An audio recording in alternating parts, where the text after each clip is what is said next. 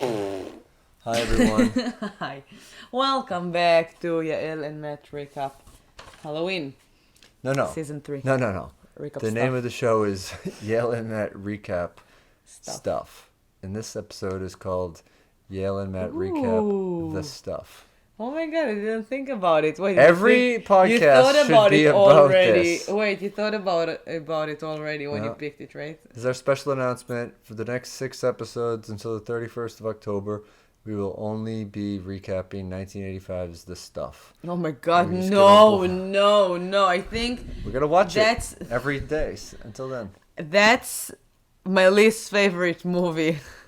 Really? Since everything started. Yeah, it was just... Really? You liked I See You better than No, but it wasn't on my list. It wasn't on any of our lists. This wasn't on your list either. No, but any of our I lists. See You was on your list. The good one was on my list. The bad one was on your Amazon list. No. It was your requested list to me. Yes. All right, so we watched a movie called The Stuff, which is terrible. Sort of a satiric movie about consumerism in American culture. That is about it's kind of near and dear to my heart because we live in New England and there's a substance called fluffernutter, which is marshmallow spread, and then but it's not only here. No, but this is where it started. Fluffernutter. They started here? Yeah. This is terrible. Know your culture. This is bad. And I know my culture. I just got Soda Stream. The Stuff reminded me of this that. Is my culture. Yeah, it does look like that. Yeah. It's super sweet, the fluffer. Fluffernutter. Yeah. It's just too sweet to be eaten. I haven't had it for a very long time, but don't buy it. I did like it as a kid. Oh my god. I didn't know it was a New England staple until much later in life. Oh, you see? So it's like me. I've known for years, though. So this movie... You're older than me. We have a sheet for it. I am older than you. Yes, we do. It came out in 1985. Yeah, we did research, and we found that. Cover. I wrote Ghost Busted. The Blob. It reminded me of The Blob. I was like, no way. I mean, The Blob wasn't a good movie. That was the first horror movie I've ever watched. I was 4 years old. The Blob was fun. We saw it at midnight. Yeah, it was fun. It wasn't a good movie. And we watched it at midnight. How many of the movies that we watched this month can be considered good movies? They're horror movies that are playing off of a very unrealistic thing. The people writing these aren't Academy Award winners. A lot of the characters are one-dimensional. No, but there are some movies that I would watch and I would appreciate some of the stuff, the ideas. The stuff, yeah. The ideas, the script, I mean, even like yesterday's movie when we watched The Possession and we recapped it. I mean, I didn't like the script, I didn't like the idea of the movie. But the acting was good. In this one, I didn't find anything that I liked, like seriously. All right. Well, let's just finish the sheet and we'll get into it. All right, body count. I guessed 5. I guessed 13, and I won. They were like, I don't know. I counted 20. Yeah. When did you say the first one? Oh, I guess the first death would be at 19 minutes and 9 seconds. I said 4:30. Guess when the first death was? 19, right? 19 is damn right. That's right. You got this one. I said nudity, yes. Me too. Yeah, I don't think there was any. Bleak ending, I said yes. Me too. And I was right. It was, yeah, was it? Yeah, it was sort of bleak. Animal death, I said rat. I said nope. Oh, by the way, on the sex I wrote maybe. Oh, okay. We thought some vaginas would be stuffed with dicks. Oh my god, no, I was just kidding. The stuff doesn't really look like cum, but it is of a white variety. So, sorry to our Israeli school children listening audience. What did you say? I'm sorry. It doesn't matter. What I'm saying is stupid. I don't want to listen to. All right, so this movie, it's very it's based on this discovery of a substance that is coming out of the ground, and an old man in part of like a mining crew or something, sees it, and he's like, "Oh, I'm just gonna put Taste this in it. my mouth." And he's like, "Yeah, it's pretty good. Here, try Sweet. this." And then And his friend is like, no! yeah. And then he's like, "Okay, fine, just a little bit, as long as it's off your finger, sure." Um, and they're like, "We could make some money off this or something." And then it basically cuts to the future, and the stuff is being heavily marketed on TV. I loved the jingles and the advertisements. Me too. And stuff. Enough is never enough. Yeah. The stuff. Yeah. I really like that. And it was putting ice cream out of business, even though you just ate it out of your refrigerator. You put it basically, eventually, everything out of business. And we see this like young boy goes downstairs to get a snack, and he sees half of the jar of the stuff is emptied out in the fridge, and it's moving, and it freaks him out. And then his lame dad comes down and is like, "What are you doing?" And he's like, "It moved." He's like, "No, you're just seeing something." And he opened it and it wasn't moving. Sends him to bed. I feel like already is the son that nobody likes. He's sort of like the Kevin McAllister from Home Alone role, where everyone it was like a shits on him. mistake, and they're just like treating him like a mistake. Maybe. I mean, he didn't go to school for a few days. What? They said it, like, he didn't go to school for 3 days. It's like, I don't feel well. Yeah. Well. What? I don't Listen. No. He think he was talking about 3 days the whole year. Like you've already missed 3 days of school, and you're not missing another one. Me listen. Yeah. So, he's very skeptical of this. His family loves it. He's got an older brother who's shitting on him all the time. His parents are either like not paying attention to him, not taking him seriously, and then we see the business side of this, and I thought it was really funny that they had these highfalutin executives. I think of like an ice cream businesses that hire a former FBI agent to investigate the stuff to see why it's become such a phenomenon. On a boat. On the river. Yeah, and he comes on and he's just like a super dick to them, and he calls them out about shit talking him because he had implanted a listening device in one of their jackets. I mean, you're saying that, and I'm like, wow, this is bad. Who wrote it? Yeah, but if you think about it in a way of like an old science fiction movie, like if I'm watching this and I'm imagining it to be, if this was like a comic book, it would be fun. It would just be but fun. It's a movie. It's not a comic book. I know, but it's a movie that doesn't take itself super seriously. I mean, I don't think so. I didn't feel that vibe. Come on. The jingles, the fact that it's it was the 80s. I mean, thing. that's the vibe. Yeah, I know, but it was firmly like satirical. I don't know. I didn't feel that way. All right, well, I felt that from the bones, the body bags, and. Well, all right. I mean, it's I don't know. I guess it's up for interpretation, but that's how I saw it. It's like it's a sci-fi movie. It's based on like this already bizarre reality. Ice cream executives aren't going to be having a secret meeting on a boat where they bring an FBI guy that they pay a shitload of money to. His name was Mo. He's like, because people are always going to pay me Mo. And everybody calls me Mo. And there's a guy named Chocolate Chip Charlie. You know, these are comic book characters come to life in a movie. Garrett Morris, the first black SNL member, the original cast, is in it. He was also in that show Two Broke Girls. I don't know if you ever watched that. I know. Yeah, I watched like an episode or two. So he was the guy that worked at the diner. Yeah, I remember him there. Yeah. I didn't like that show very much. He also used to be really into freebasing cocaine. What is it? It's where you put cocaine on tinfoil and heat it up and inhale the fumes of it, which is far more potent than doing actual cocaine. What is it? Far what? Freebasing. Don't do drugs, kids. Stay in school and don't eat the stuff. This is our parental advisory. Well, what did you say? It's what? You said something, and I asked you what, and you just said, like, don't do drugs. I explained what freebasing was.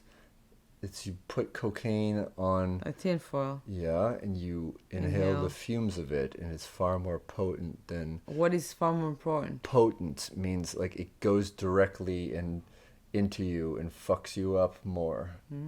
Strong. So how do you know that they did it? It was like because I've read many books about Saturday Night Live. I was a big.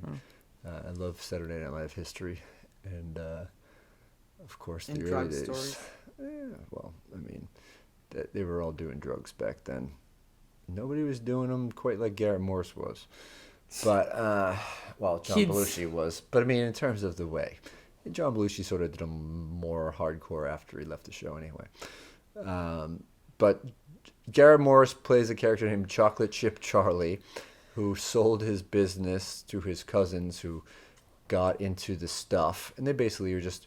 These shadowy executives are buying up the competition, and this FBI guy is trying to investigate how they were able to get approved by the FDA, even though there's no ingredients listed in it, and all this stuff. And he starts following this paper trail, and all their executives have like residency in this town in Virginia, and he goes there, and there's only like 2 people that are still living there, and a bunch of forwarded mail. So there's this big, vast conspiracy is going on, and meanwhile, in the small town, the kid goes in a supermarket, and he sees all these displays for the stuff everywhere, and what happens?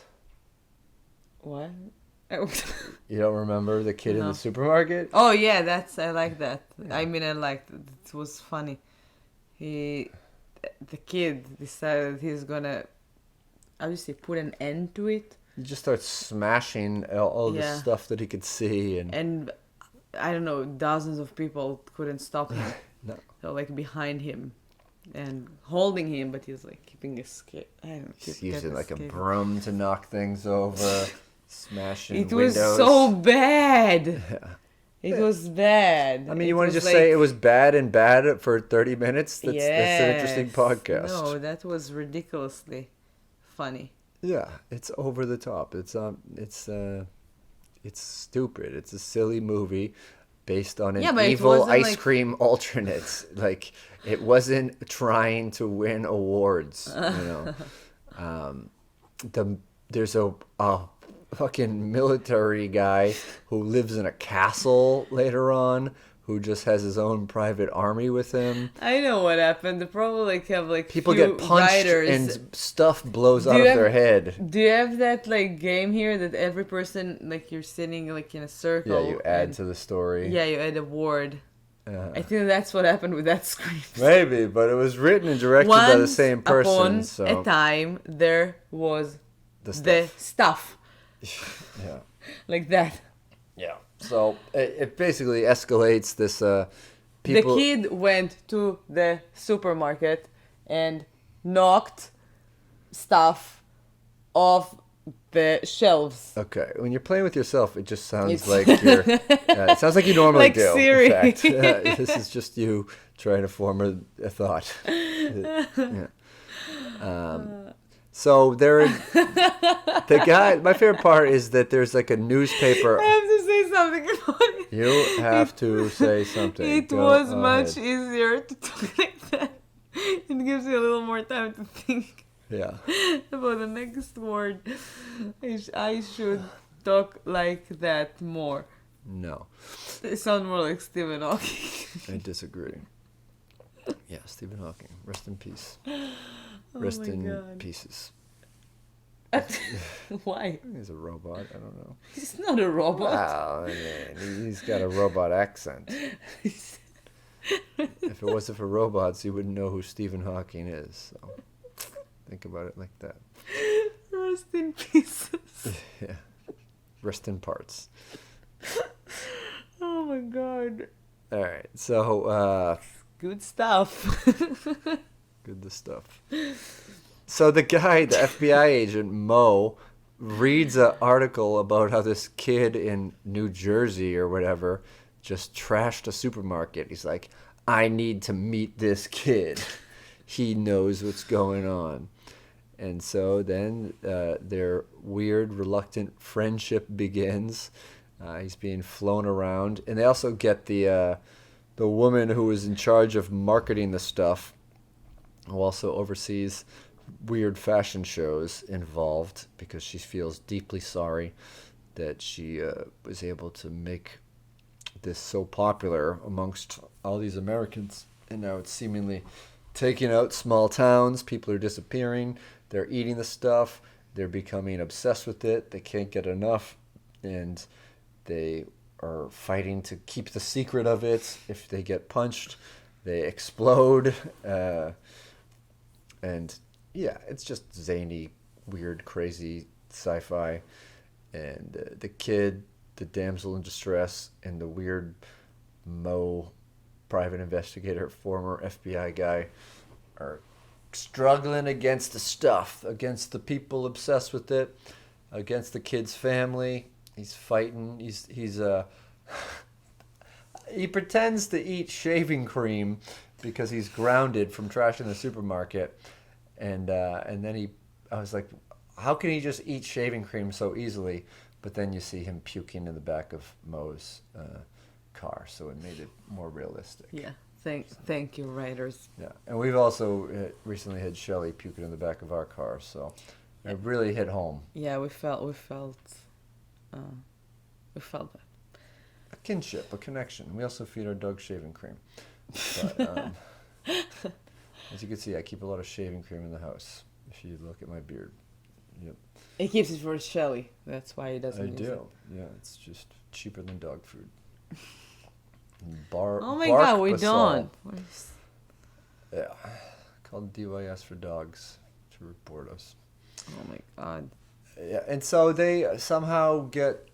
I mean, Danny Aiello was in this movie, who was like a great actor, and is in one of my favorite, sort of bad but sort of good Saturday Night Live sketches called High C in Turkey, where he just plays an insurance guy, and he was visiting a family, and they say, "Can we get you anything?" And he goes, "Hey, I'll have some High C in Turkey." And they're like, we don't have any High C, and I don't have any turkey." High C? It's like a fruit drink. It's like, I could get you a water or a Coke or something. He's like, "No, I want High C and turkey, and you're going to get it for me." Anyway, insurance. And, that's great. So if someone ever asks you, can you get something, just ask for something unreasonable. Danny Aiello, he was also in... who was he in the movie? He was the guy who had the dog. Oh, okay. His dog, who he also fed the stuff to, ends up eating him. It was a beautiful dog. It was a Great Dane. Yeah, and it was a great Dane. The dog ended up eating him because he couldn't provide it with enough of the stuff. Oh, maybe that was the first death. Right? Was it? I think it may have been, yeah.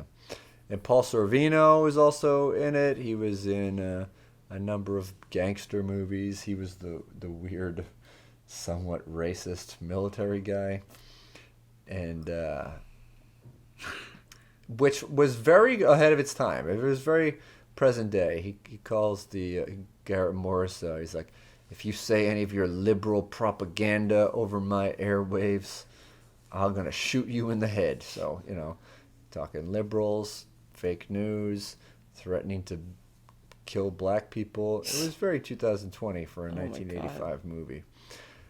And they hashtag. They're on a quest. It's an adventure. Obviously, the movie, it's not great. I'm not saying that. I'm just saying I'm defending the fact that there is definitely fun aspects of it, and it's like a comic book. If you don't take it seriously, you'll enjoy it. If you want to see a movie that you want to be a great film, this is not the movie for you. And you should know that 2 minutes in, when you see an old man licking white goo out of the ground. When you see the name of the movie, you already understand what's going on. The stuff. But the jingles, I love them. We should post a link to the YouTube videos, because they're probably definitely on there. Make it your... But hey, the movie got 4.5 out of 5 stars on all the ratings for Amazon. Yeah, it got also a pretty good rating on IMDb. Yeah, because they're They're not being under the fine microcosm of the Academy of Motion Picture Arts and Sciences or anything. Just a dumb movie that had some fun. 5.9. People blew I up. gave it 2. People blew up. White shit went everywhere. And then, you know, the ending, which we both watched separately, because I had to take the dog out and then you had to do the class. So I watched the ending in the room, and I presume that you watched it while I was taking Shelly out. Results in them thinking that they destroyed all the stuff, but then we see a new product that's being marketed called The Taste, which is 3 parts dairy, 1 part the stuff. So it's like the evil boat-meeting ice cream corporations partnered with the brainwashing alien substance corporation to make something that's a compromise. And they get confronted by Mo with his weird gun and the little kid who makes them eat the taste in front of them for a taste of their own medicine, if you will. Yeah, the little kid, he's like 11. Yeah, and they make him eat so much of it. They're like, you're going to eat when I tell you. You'll stop when I tell you to stop. It's like the Amazing Grace mission. The Amazing Grace. What mission is that? I don't know, just a terrible mission that they have to finish all of that like thing before they're getting the next clue. Yeah. So they're just sitting there like, oh my god. We have to, otherwise like this kid will... Yeah. Yeah. And then we see a kind of a little bit disconnected of a post-movie ending where we see the original stuff is now being moved on the black market like it's hard drugs. And so that's sort of a comment on 80s cocaine culture, of which Garrett Morris is probably a major part. And so open to sequels. I don't think they ever came. Luckily. Yeah, we barely talked about the whole military thing in the radio station, but I want to save something for the imagination when you go out and watch the stuff. Yeah, I mean, you can watch it on... It's probably a fun movie to watch Saturday when you're not afternoon, sober. Yeah. So, drink a few beers, freebase a little cocaine. Very little, in moderation. No, don't do drugs. Be smart with your drugs, guys. Yeah, but eat a fluffernutter sandwich while you do it, and just trash a grocery store if you get a chance. I used to work at a grocery store, and at the end of the day, you have to bring all the stuff back to the front of the shelf. All of the stuff. It's not real. It's not real. But that's called breaking down. And I remember one time, me and my buddy, who also worked at a grocery store, we went to a different grocery store. I won't say the name of Market Basket, but it was a different one. And we just went down the aisles just pushing things back. Oh my god. Wow, you're a monster. Yeah, I also used to think it was funny to ask employees what aisle toast was in. Toast? Yeah. What do you mean? Think about it. Go to a grocery store and say, hey, what aisle is toast in? I don't understand. I know. That's why it's a problem. What is toast? If I were to make you toast right now, what would I do? Bread. Yeah? And cheese. No. And a toaster oven. No. I don't know. What you take bread, you put it in a toaster. That's how you make toast.